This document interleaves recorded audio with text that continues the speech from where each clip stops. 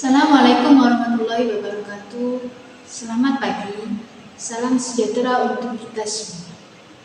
Perkenalkan, saya Dewi Lovita, SPD MPD, merupakan dosen di program studi agronomi Fakultas Pertanian dan Peternakan Universitas Katolik Indonesia Santo Paulus Rute. Pada kesempatan ini, saya akan menyampaikan pernyataan diri dosen dalam unjuk kerja Tridharma Perguruan Tinggi atau yang disingkat PDD UKT-PT dalam bidang pengajaran pada mata kuliah yang saya ampu, yaitu Biologi Dasar. Mata kuliah ini memiliki bobot SKS sebanyak 3 dan merupakan mata kuliah wajib pada semester 1. Setelah mengikuti mata kuliah ini, diharapkan mahasiswa dapat memahami tentang biologi sebagai ilmu dasar dalam mempelajari kehidupan, sel sebagai unit terkecil kehidupan, membran sel sebagai membran biologis, konsep aliran energi dalam kehidupan, fotosintesis, serta siklus sel dalam hubungannya dengan pembelahan sel dan hubungan siklus sel dengan hereditas. Adapun bahan kajian dalam mata kuliah biologi dasar ini, yang pertama, konsep biologi sebagai ilmu dasar dalam mempelajari kehidupan. Yang kedua, sel dan membran sel. Yang ketiga, respirasi seluler. 4. Konsep aliran energi dalam kehidupan. Yang kelima, fotosintesis. Dan yang keenam, siklus sel dalam hubungannya dengan pembelahan sel dan hubungan siklus sel dengan hereditas. Universitas Katolik Indonesia Santo Paulus Rute menerapkan sistem perkuliahan luring atau tatap muka di kelas dan menggunakan LMS atau web kuliah untuk mengupload materi dan mahasiswa mengupload tugas-tugasnya serta melakukan diskusi di forum web kuliah. Selanjutnya saya akan menjelaskan pendekatan perkuliahan dengan DIE atau Delivery, Interaction, dan Assessment. Yang pertama adalah delivery. Delivery adalah bagaimana saya menyampaikan materi kepada mahasiswa dengan baik. Ada 3 metode yang saya gunakan, yaitu ceramah, yang kedua tanya jawab, dan yang ketiga adalah diskusi. Yang pertama adalah ceramah, di mana saya akan menyampaikan materi perkuliahan secara lisan atau verbal, dan mahasiswa mendengarkan serta mencatat apa yang saya sampaikan. Selain itu, saya akan melakukan tanya jawab selama kegiatan perkuliahan berlangsung. Saya membuat slide presentasi dan modul perkuliahan interaktif yang bisa dan dimanfaatkan mahasiswa selama perkuliahan. Metode yang ketiga adalah diskusi. Pada metode ini, saya akan meminta mahasiswa untuk berdiskusi sesuai dengan topik yang akan dibahas. Saya akan memberikan waktu 10-15 menit untuk mahasiswa berdiskusi dan selanjutnya akan dipresentasikan hasil diskusinya di depan kelas. Pendekatan yang kedua adalah interaction, atau bagaimana saya berinteraksi dengan mahasiswa selama perkuliahan berlangsung. Interaksi ini dapat dilihat selama perkuliahan dengan kegiatan tatap muka, di mana di dalamnya ada tanya jawab dan diskusi, presentasi, sekaligus juga diskusi dalam forum web kuliah atau diskusi di WhatsApp grup kelas.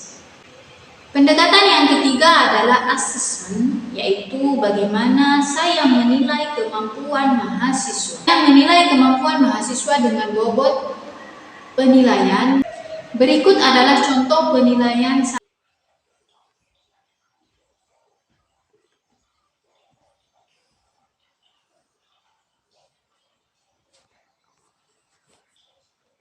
Selanjutnya mari kita saksikan video pembelajaran mata kuliah biologi dasar pada pertemuan kedua. Semuanya? Semoga kita semua dalam keadaan sehat ya. Amin. Kita masuk ke pertemuan yang pertama ya. Kalau kali lalu sudah kita bahas berkaitan dengan kontrak atau pengantar perkuliahan. Jadi hari ini kita masuk ke pertemuan yang kedua, yaitu berkaitan dengan materi yang pertama ya, yaitu tentang konsep dasar biologi.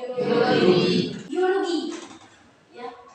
Biologi ini ya sebetulnya dari asal katanya dari apa? Bios. Ya.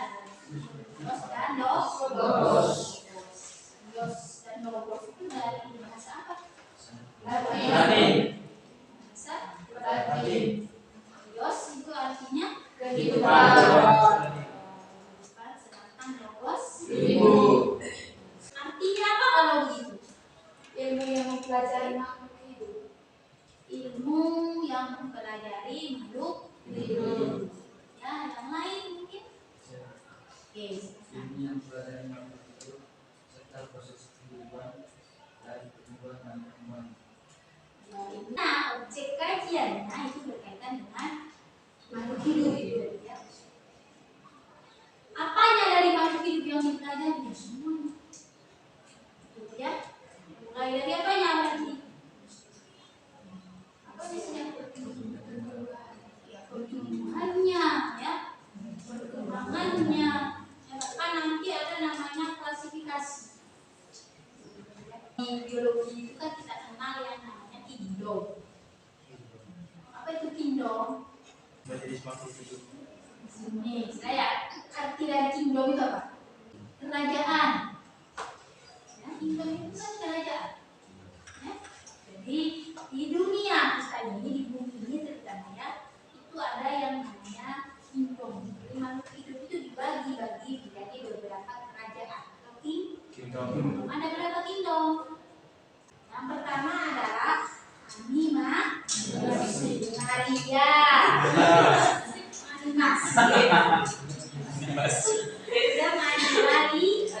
Apa berarti kerajaan apa ini? Kerajaan hewan. Ya. Berarti hewan itu dimasukkan ke Animalia. bahasa Inggris itu kan animals. Ya. Yang keempat itu apa? Lantai. Ya. Atau tumbuhan. Jadi semua tumbuhan yang punya ciri khas, gitu ya, itu masuk ke kingdom yang keempat, yaitu plantae. Ya.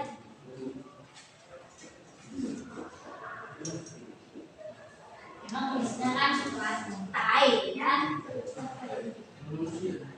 Manusia tadi di animalia. Oke, sudah itu ya. Yang ketiga, fungi. Apa itu fungi? Jamur ibu. Jamur. Ya. Jadi jamur atau fungi nama itu dimasukkan ke kingdom yang ketiga. Ya, fungi atau jamur. Protis.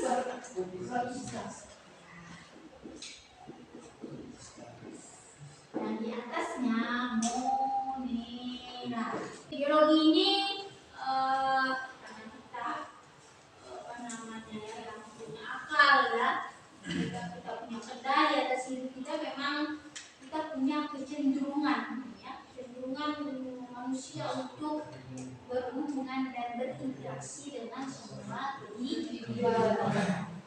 Jiwa petualangan untuk mempelajari kehidupan itu ya ini tadi ya, ada yang makro dan ada yang mikro. Itu yang besar ya, bisa dilihat dengan mata. Sehingga kalau yang mikro yang kecil ya, memang ada alat khusus yang bisa membantu dia. Ini contohnya ada mikroskop, berbagai macam. Bahkan yang dipelajari itu bukan hanya kehidupan yang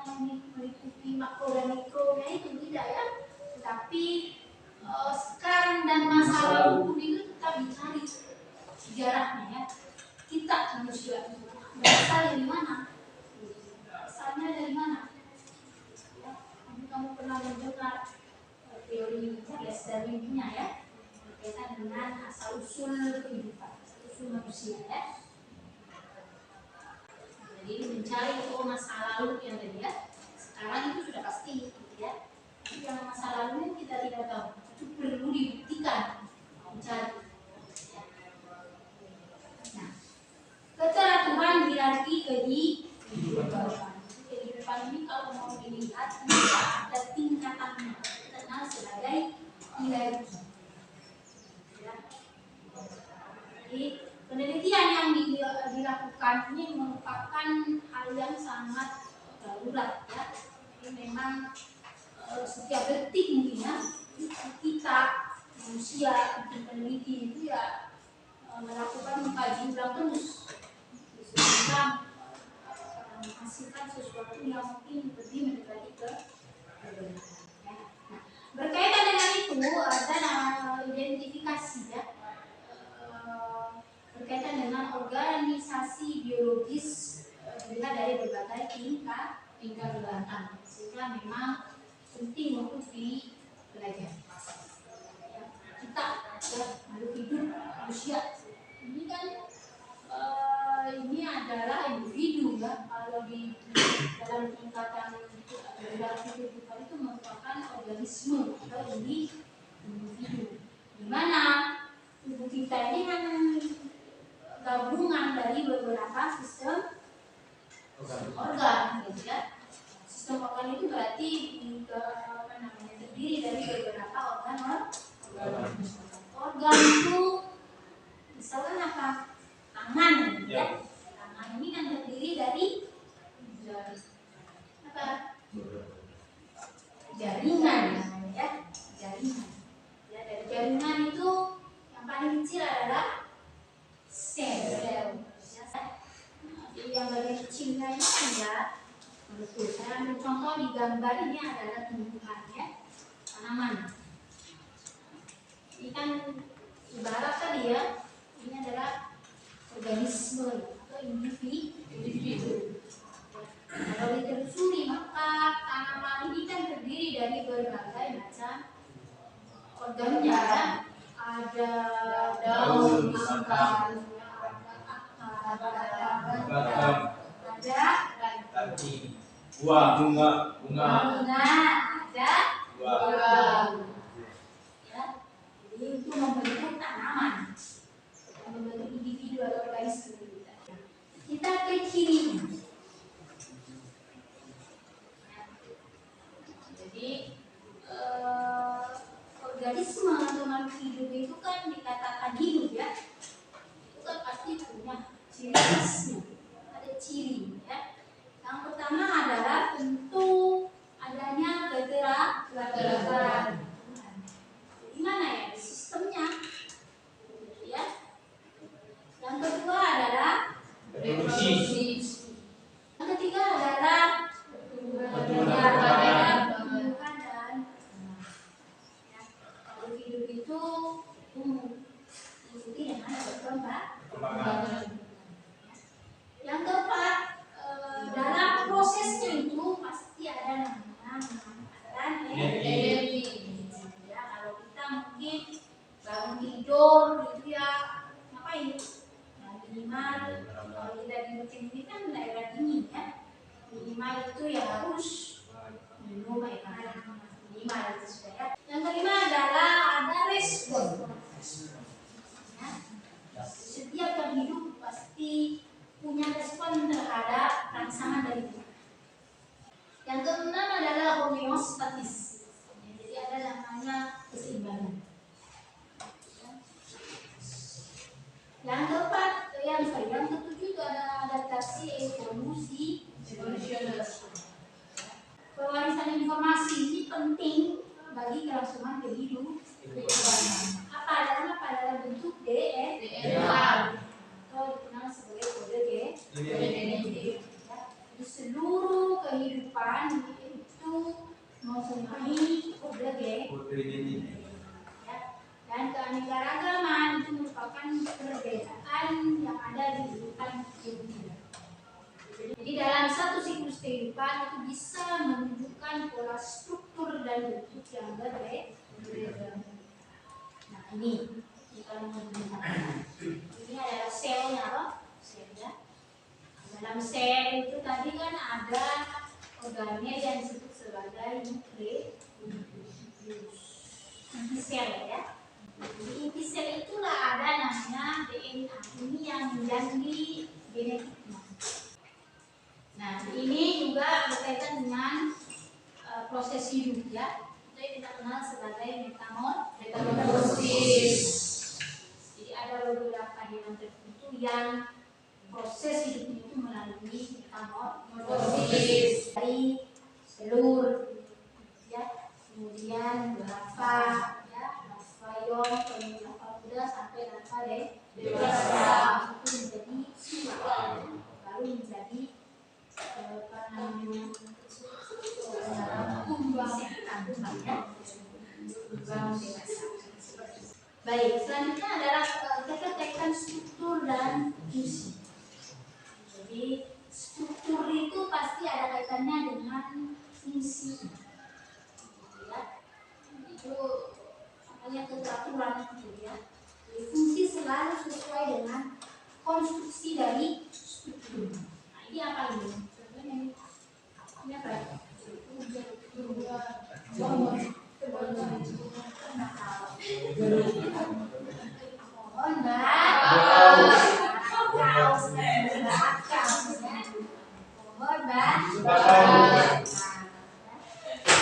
ini kita lihat biasanya di sisi ya. Yang kita lihat apa? Akarnya itu. Apa kira-kira?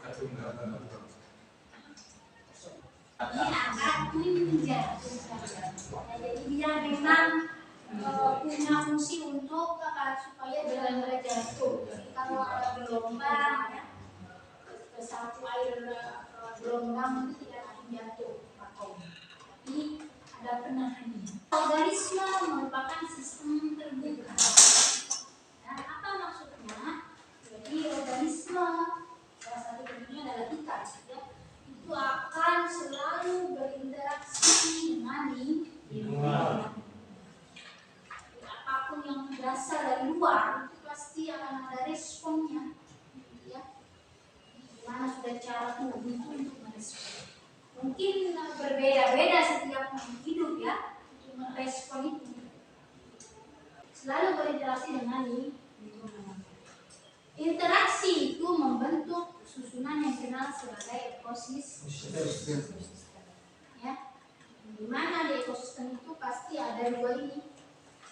Ya, ada namanya siklus nutrien dan ada aliran energi. Ya, sudah pasti. Ya. Ekosistem itu misalkan apa? Sawah, misalnya sistem sawah. Di sawah itu kan pasti di situ apa? Ya, tidak hanya padi di situ ya, ada padinya. Apakah hanya padi yang hidup? Tidak. Tapi kalau menanam padi pasti akan ada rumput juga di situ. Nah, karena kita agronomi ya, tidak diinginkan rumputnya yang merupakan pengganggu sehingga harus dijaga. Continuous tiap minggu 2 minggu sekali. Apakah hanya itu? Apakah hanya rumput dan padi yang ada di situ? Tidak. Pasti ada belalangnya di situ, ya, yang mengganggunya ya. Ada tikusnya di situ, fisiknya, ya. Begitu juga tidak dengan kalau menghindar di daunnya, kan daun itu sebagai makanannya, sehingga memang kalau kita dikesannya sebagai OPT, organisme pengganggu tanaman ya. Jadi siklus nutrien dan ada aliran energi. Ekosistem itu kan kita kenal sebagai peristiwa makan dan minum. Jadi peristiwa makan dan makan itu memerlukan transformasi dan perubahan bentuk. Nah, selanjutnya adalah berkaitan dengan keragaman dan kesatuan dalam kehidupan. Ya, jadi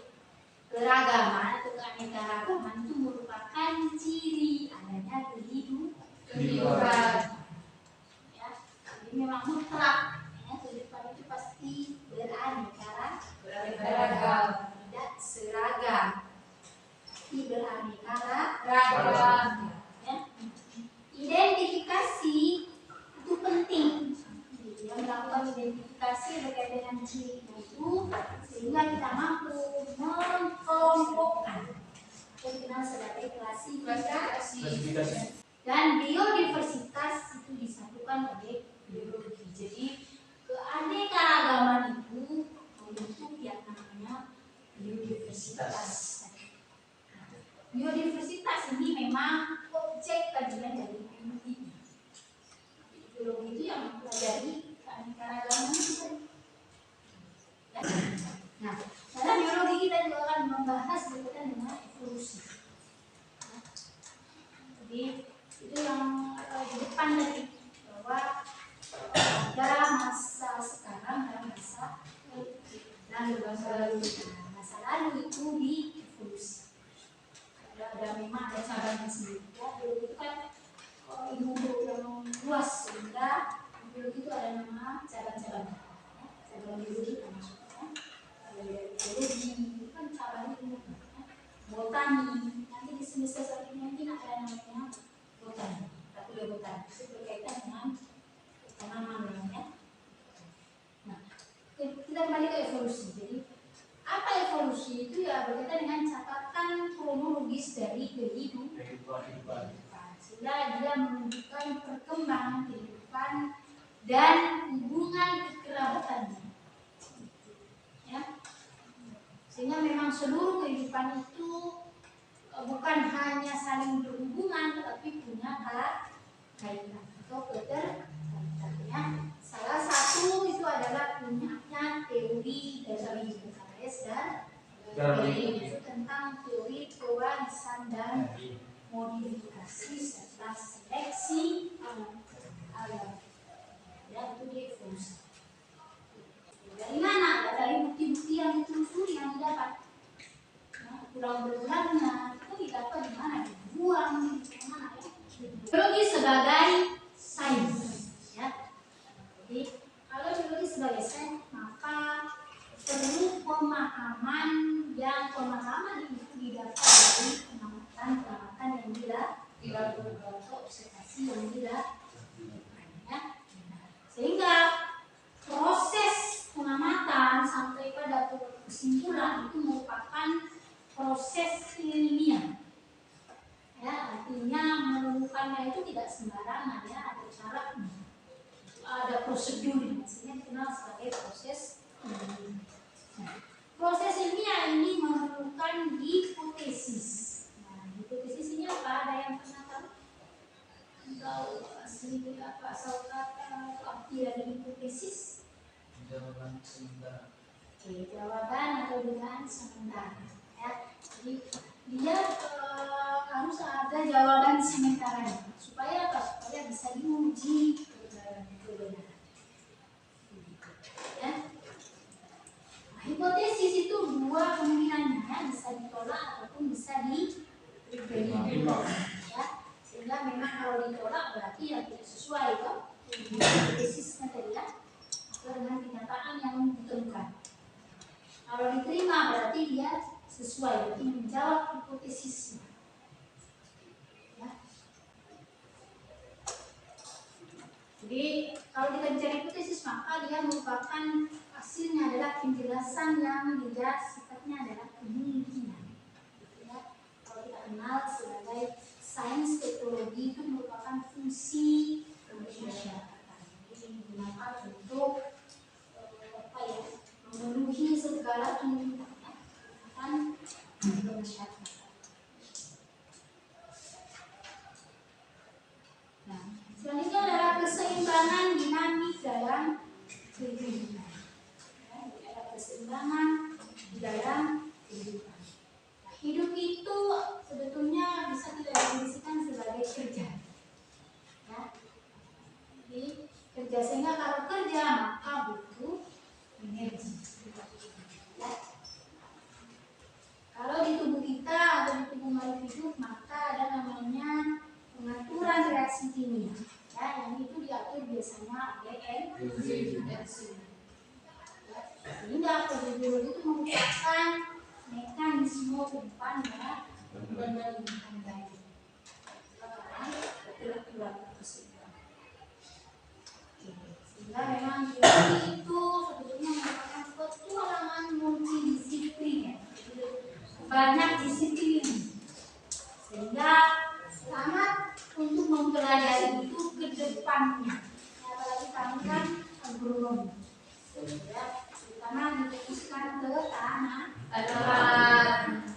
Ya, baik, itu saja mungkin untuk materi hari ini. Mungkin ada pertanyaan berkaitan dengan apa yang sudah saya sampaikan. Silakan.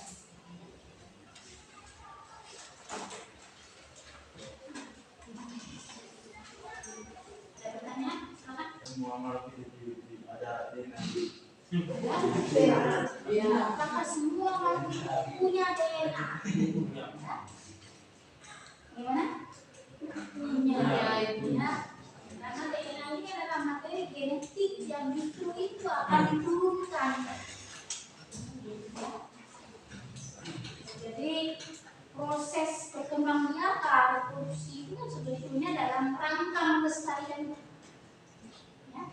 Untuk hari ini kita ketemu minggu depan dengan tugasnya, ya. Tugasnya saya berikan nanti di WA saja, ya. Terima kasih untuk hari ini. Selamat siang.